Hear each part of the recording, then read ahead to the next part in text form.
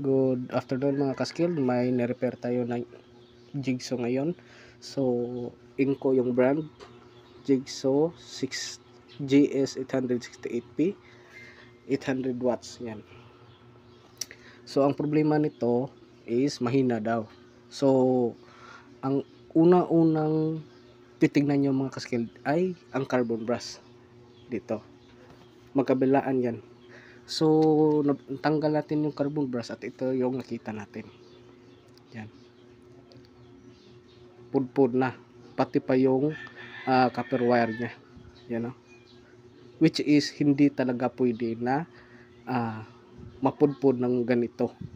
Dapat minomonitor yung carbon brush ng mga power tools natin para hindi maging ganito yung commutator niya. Yan. Ito yung commutator mga kaskilled ha, yung nilapatan ng carbon brush. Tingnan nyo, rough na yung commutator. So, which is na maliit na lang ang lifespan nitong Jigsaw na to. Pero kung papalitan ng bago, goods lang. Pero kung ito lang yung gagamitin, ito pa rin yung gagamitin is hindi na talaga tatagal kasi manipis na oh. Kasi nga na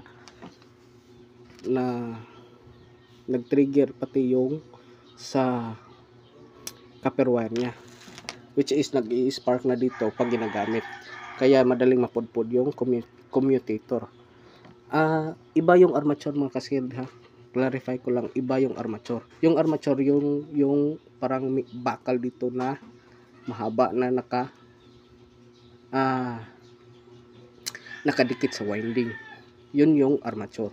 Ito yung commutator. So clarify ko lang ha.